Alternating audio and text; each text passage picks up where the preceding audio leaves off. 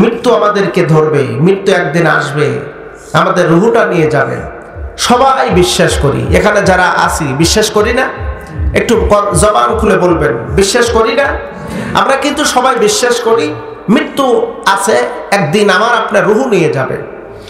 মৃত্যুর পূর্ব প্রস্তুতি কি, এ ব্যাপারে আল্লাহ সুবহানাহু ওয়া তাআলা কোরআনুল কারীমের ভিতরে পরিষ্কারভাবে বলেছেন, ওয়ালা তামুতুন্না ইল্লা ওয়া আনতুম মুসলিমুন। মৃত্যুর পূর্ব প্রস্তুতি হলো মুসলিম হতে হবে, মুসলমান হতে হবে। মুসলমান যদি না হও, মৃত্যুবরণ করো না। পূর্ব প্রস্তুতি তোমাকে মুসলিম হতে হবে। আমার আলোচনায় এই বিষয় থাকবে মুসলিম কিভাবে হতে হয়। আমরা যারা এখানে আছি, যদি আমি কয়েকটি বিষয় জিজ্ঞাসাবাদ করি, অ্যান্সার আসবে নো, না। আর নো না যখন অ্যান্সার আসবে, তখন বোঝা যাবে আমি আপনি মুসলিম এখনো হতে পারিনি। প্রিয় বন্ধুরা, আমরা সবাই কবরের যাত্রী, মৃত্যুর পথযাত্রী। মৃত্যু সন্নিকটে, খুব নিকটে, যে কোনো মুহূর্তে পূর্বাভাস না জানিয়ে আমাকে আপনাকে নিয়ে চলে যাবে, রুহটা নিয়ে চলে যাবে। সে মৃত্যুর পূর্বে আমাকে আপনাকে কি করতে হবে, কোন কাজটি করতে হবে, যে কাজটি করলে গুণামুক্ত হতে হবে। গুণামুক্ত হওয়া যায়। প্রিয় বন্ধুরা, আমরা জানি প্রতিটা মানুষ গুনার সাথে সম্পৃক্ত, আছে না নাই? এমন কোনো মানুষ নাই যার জীবনে কোনো গুনাহ নাই। এরকম মানুষ কি খুঁজে পাওয়া যাবে? একটু জবান খুলে বলুন, খুঁজে পাওয়া যাবে? খুঁজে পাওয়া যাবে না। সব মানুষ কম বেশি, সগীরা কবিরা, শিরক বেদাত এর সম্পৃক্ত গুনার সাথে আমরা সবাই আছি।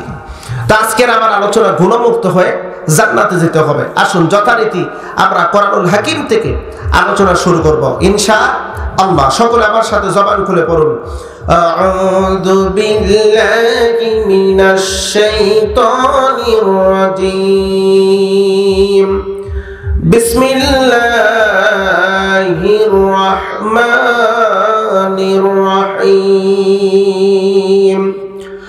ওয়াসারি'উ ইলা মাগফিরাতিন মির রাব্বিকুম ওয়া জান্নাতিন 'আরদুহাস সামাওয়াতু ওয়াল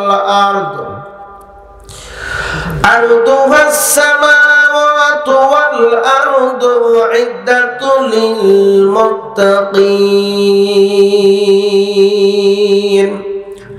আল্লাহ পাক বলেন, দৌড়াও গুনাহমুক্তর জন্য রবের দিকে, আর দৌড়াও সেই জান্নাতের দিকে, যেই জান্নাতের প্রশস্ততা এই জমিন থেকে আসমান বরাবর, এত বড় বিশাল বিস্তীর্ণ জান্নাতের দিকে দৌড়াও।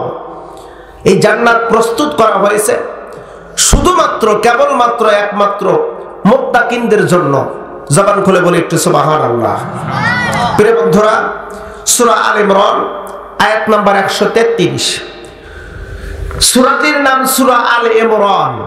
নামকরণের কারণ কি? নামকরণের কারণ হলো এই সূরার মধ্যে আল্লাহ সুবহানাহু ওয়া তাআলা আল ইমরান, ইমরান অর্থাৎ মারিয়াম আলাইহিস সালামের পিতা ইমরান, ইমরানের বংশধরের আলোচনা, মারিয়াম আলাইহিস সালামের আলোচনা থাকার কারণে, এমনকি ইমরান শব্দটি আয়াতের ভিতরে সুস্পষ্ট থাকার কারণে এই সূরার নামকরণ করা হয়েছে আল ইমরান, ইমরানের বংশধর।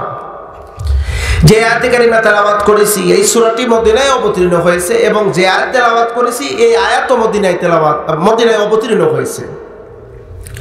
অবতীর্ণর প্রেক্ষাপট, প্রিয় নবী সাল্লাল্লাহু আলাইহি ওয়াসাল্লাম মসজিদুল নববীতে বসা, হুজুর বসে আছেন, সাহাবায়ে কেরামদেরকে নিয়ে কিছু তাশকিল করতেছেন, ইলমের আলোচনা করতেছেন, গুরুত্বপূর্ণ আলোচনা করতেছেন। যদিও ভিন্ন ভিন্ন কিছু মত উল্লেখিত, রাসূল আলোচনা করতেছেন, আর সাহাবায়ে কেরামদের মধ্যে 2-1 হয়তো এর অধিক হতে পারে রাসূলুল্লাহর আলোচনার প্রতি মনোযোগ নেই, অমনোযোগী। রাসূল এটা বুঝতে পেরেছেন, মনের ভিতরে একটু কষ্ট লেগেছে। আমি কথা বলতেছি আমার সাহাবাই কেরাম মনোযোগ দিয়ে শুনতেছে না। এই যে আমি গোলজার আপনাদের সামনে কথা বলতেছি, এখন আপনারা যদি মনোযোগ দিয়ে কথা না শোনেন, আমার অন্তরের ভিতরে কষ্ট লাগবে কি লাগবে না? একটু জোরে সোরে বলতে হবে, লাগবে কি লাগবে না? আল্লাহর নবী সাল্লাল্লাহু আলাইহি ওয়াসাল্লাম বয়ান করতেছিলেন, বক্তব্য দিচ্ছিলেন। হুজুরের বক্তব্য সাহাবায়ে কেরামদের মধ্য থেকে দুই একজন অমনোযোগী হুজুর বুঝতে পারলেন মনের মধ্যে কষ্ট।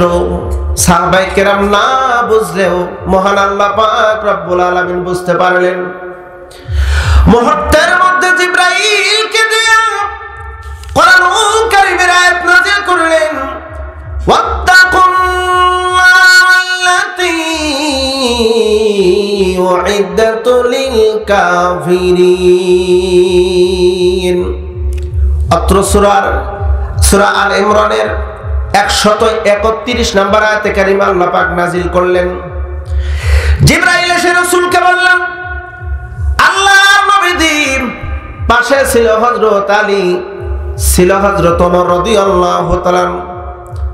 আমার নবী ওমরকে ডাকলে বললেন, ওমর রে, আল্লাহ এই মুহূর্তে আমার কাছে একটা আয়াত কারিমা নাযিল করেছে, তুমি শোনায় দাও।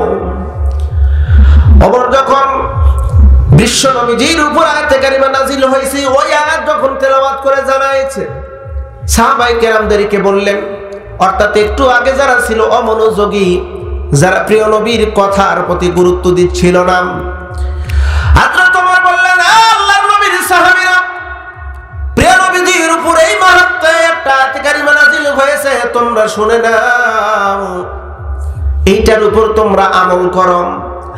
ওয়াত্তাকুন্নার, জাহান্নামের আগুনকে ভয় করো। আল্লাতী উইদ্দাত লিল কাফিরিন, যে জাহান্নাম প্রস্তুত করা হয়েছে, তৈরি করা হয়েছে শুধুমাত্র কেবলমাত্র কাফেরদের জন্য। নাউজুবিল্লাহ বলেন একটু।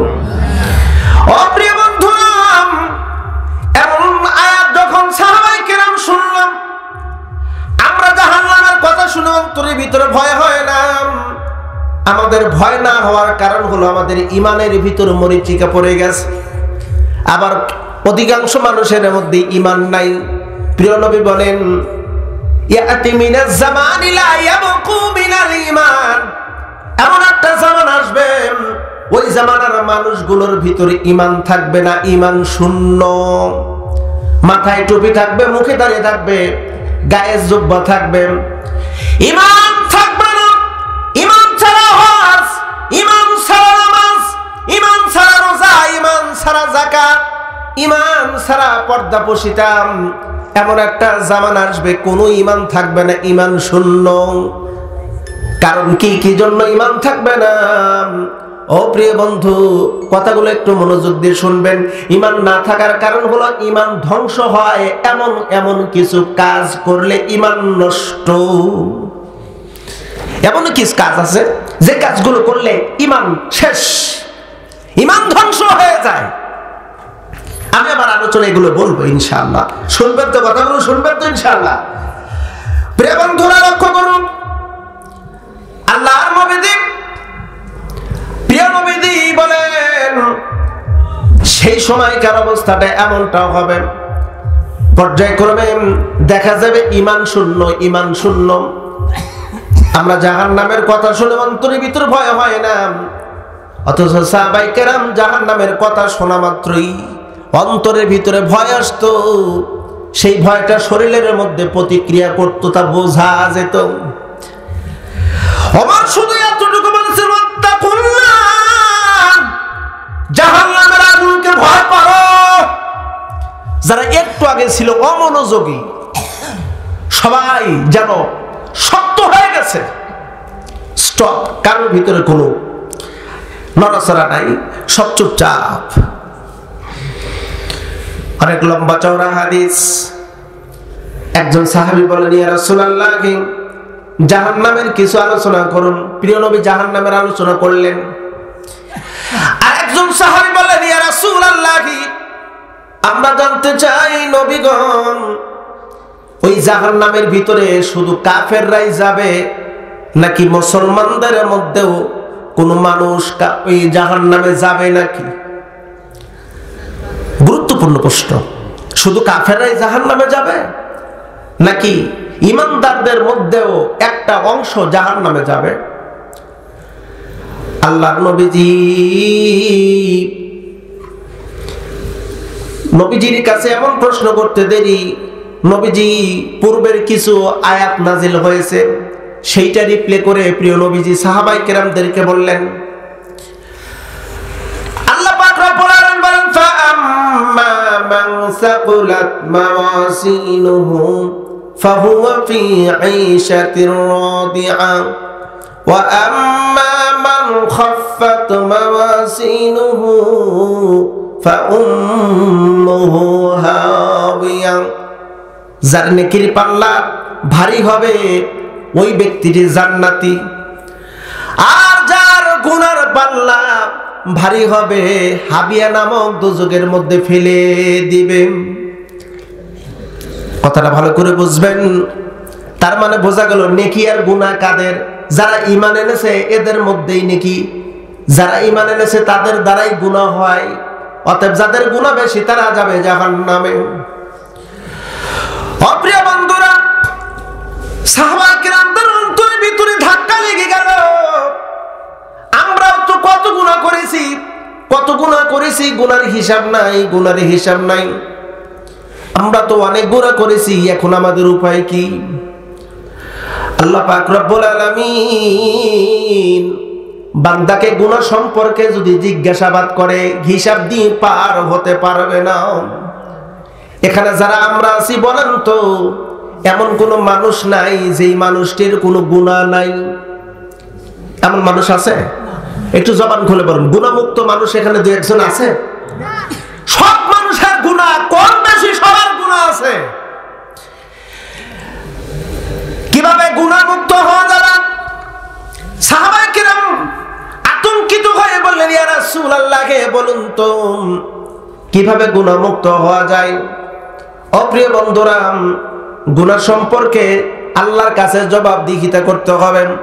যদি ইতিপূর্বে আপনাদের মাঝে এই আলোচনাটা আমি করেছিলাম অনেক দিন আগে, আমি চাচ্ছি আজকে এই বিষয়টি একটু আমরা পরিষ্কারভাবে ব্যাখ্যা বিশ্লেষণ আকারে একটু জেনে নেই।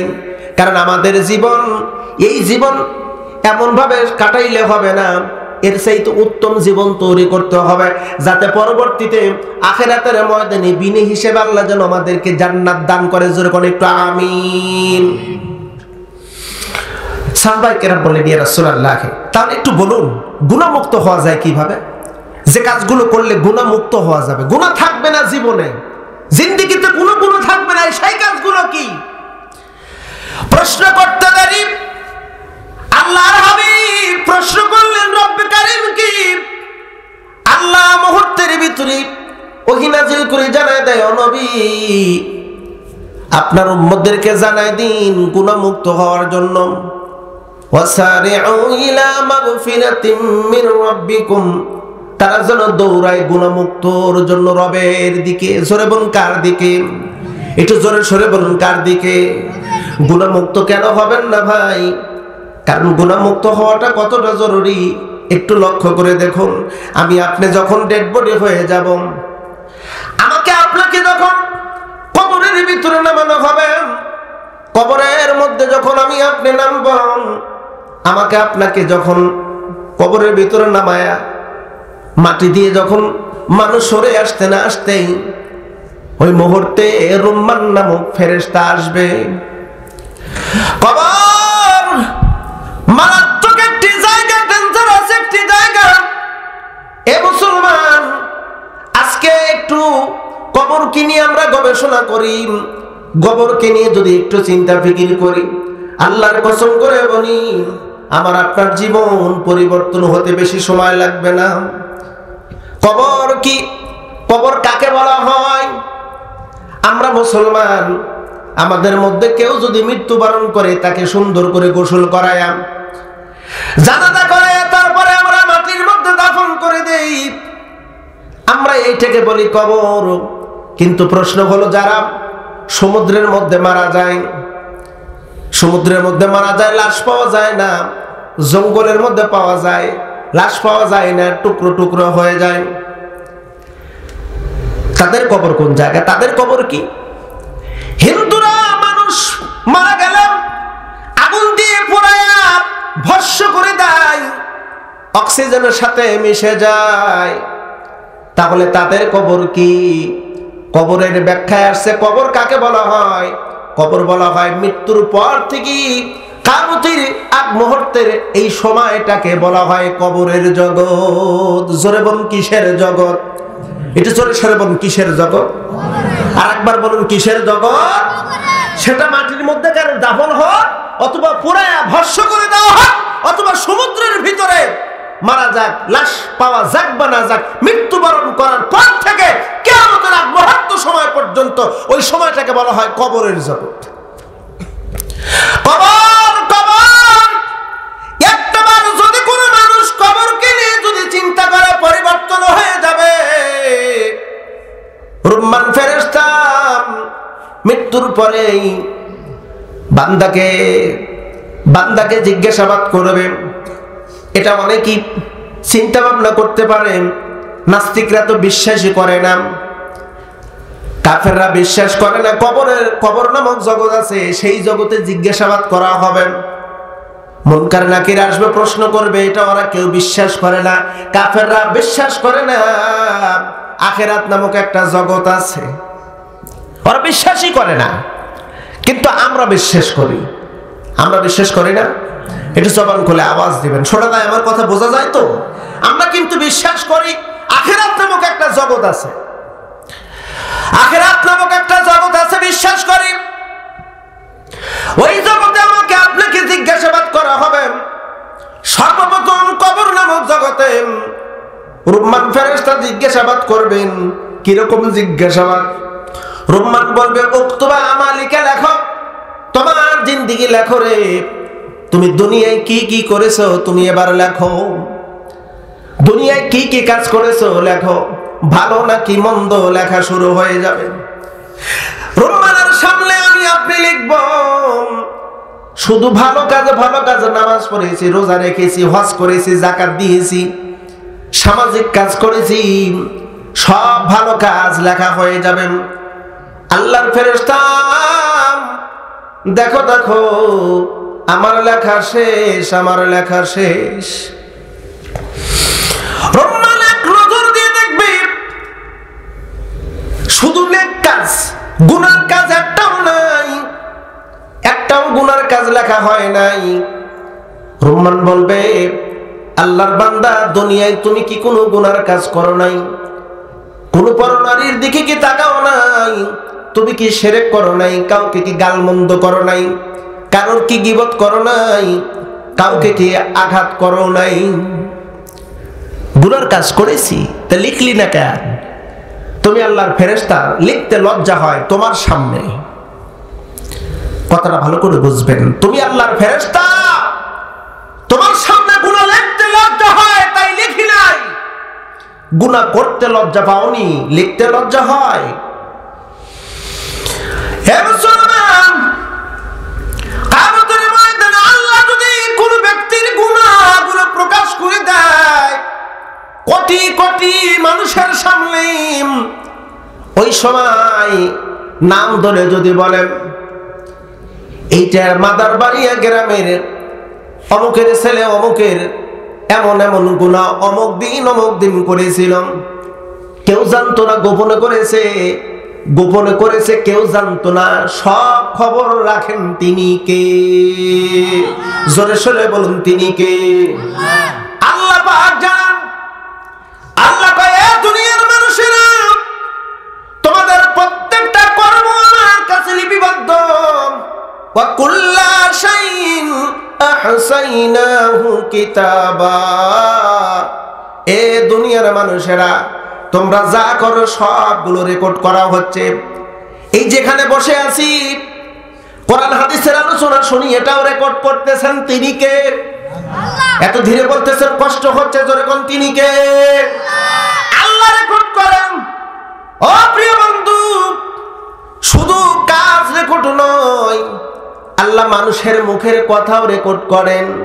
মা ইয়ালফিযু মিন কাউলিন ইল্লা লাদাইহি রাকীবুন আতীদ। তুমি যখন মুখের কথা বলো, তোমার প্রত্যেকটি কথা রেকর্ড করা হয়। আপনি বলেন, আমি বলুন, যেই বলেন না কেন সবার কথা রেকর্ড করেন আমার আল্লাহ। এই জন্য কথা বলতে হবে সাবধান। কথা বলতে হলে সাবধানতার সাথে কথা বলতে হবে। এমন কথা বললাম যে কথার দ্বারা আল্লাহর কাছে আসামি হতে হয়। এমন কথা বলেন না যে কথার দ্বারা আল্লাহর আদালতে আপনার বিচার করা হয়। কথাগুলো বলতে হবে মাপজোক দিয়া, অতিরিক্ত বলা যাবে না, চুপ থাকাও যাবে না, মধ্যম পন্থায় কথা বলতে হবে। কারণ সব কথা রেকর্ড করা হচ্ছে। মুখের কথা রেকর্ড, কাজও রেকর্ড, অন্তরের ভিতরে এবার চিন্তা করতেছেন। অন্তর মুখের জিহ্বার দ্বারা কথা প্রকাশ হওয়ার আগেই অন্তরের কথা কিন্তু আগে বাজে। কথা বলেন, অন্তরে কিন্তু আগে জাগ্রত হয়। অন্তরে জাগ্রত হতে না হতে আল্লাহ পাক বলেন, ইন্নাল্লাহা আলিমুম বিযাতিস সুদূর। বান্দা, তোমার অন্তরের ভিতর কি হয় সব খবর মহান রব জানেন। চিল্লা করে একটু সুবহানাল্লাহ। রহমান বলবে লিখবে না। রহমান ডাক দেবে, রব্বুল আলামিন তোমার বান্দা লিখতে চায় না, একটা আযাবের ফেরেশতা পাঠায় দাও। প্রিয় নবী বলেন, জাহান্নাম থেকে একজন ফেরেশতা আসবে বিশাল একটা হাতুড়ি নিয়ে। হাতুড়ির আকৃতি এত বড় হবে গো, উহুদ পাহাড়ের উপরে যদি ওই হাতুড়ি দ্বারা একটা বাড়ি যদি দেওয়া যেত, একটা আঘাত করতে দেরি উহুদ পাহাড় মুহূর্তের মধ্যে ভেঙে চুরমার হয়ে যেত, ধুলার মতন ফিনিশ হয়ে যেত।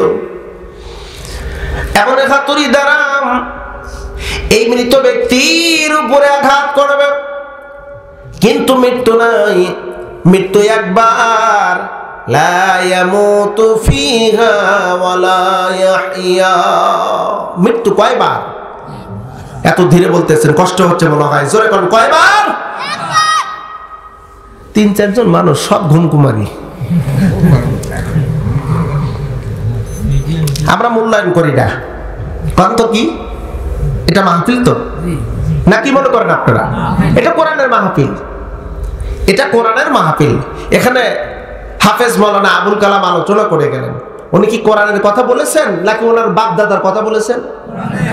কোরআনের কথা বলেছেন। আমি গোলজার যতক্ষণ কথা বলবো চেষ্টা করবো কোরআন হাদিস থেকে বলার জন্য। তো এখানে তো কোরআনের মাহফিল, কিন্তু আমাদের মস্তিষ্কের ভিতরে কিছু নেগেটিভ চিন্তা ভাবনা আছে, যেই চিন্তা ভাবনার কারণে আমাদের পরিবর্তন হচ্ছে না। তাফসীর মাহফিলগুলোতে আমরা বাহির থেকে অনেক দূর থেকে বড় বড় আলেম, সুনামধন্য আলেম দিনদেরকে আমরা দাওয়াত দিই, দেন, আপত্তি নেই। আচ্ছা, আপনাদের এই গ্রামের যিনি খতিব, প্রতি জুমায় তিনি আলোচনা করেন না? আলোচনা করেন। তাকে কিন্তু বড় তাফসীর মাহফিলের সুযোগ দেওয়া হয় না, চান্স দেওয়া হয় না। কেন দেওয়া হয় না? উনি যদি আলোচনা করে লোকজন বসবে না, ওনার কথা শুনলে লোকজন আসবে না। অর্থাৎ বাহির থেকে একটা লোক আনবো, মেহমান আনবো, তার কথা শুনে হাজার হাজার মানুষের সমাগম হবে। এরকম কিন্তু মনের ভিতর চিন্তাধারা আছে না নাই?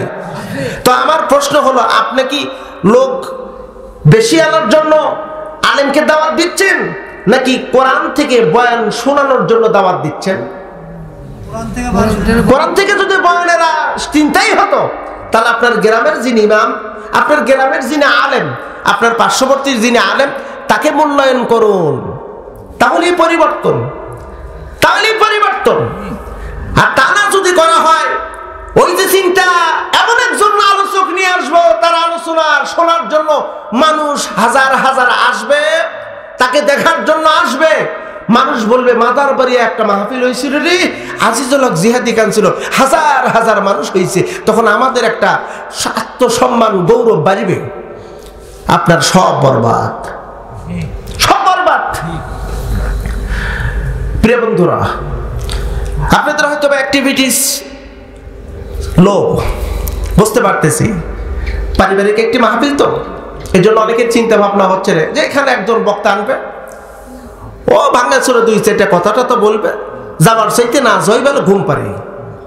এরকম যদি চিন্তা ভাবনা হয়, যারা এখানে এসেছেন, বিনয়ের সাথে বলি, আপনাদেরকে অল্প সময়, বেশি সময় বিরক্ত করবেন, অল্প সময় একটু কথাগুলো বোঝার চেষ্টা করবেন, শোনার চেষ্টা করবেন। জানি না কোন কথাটি আমার আপনার জন্য কল্যাণকারক হবে, কোন কথাটি এহকাল কল্যাণ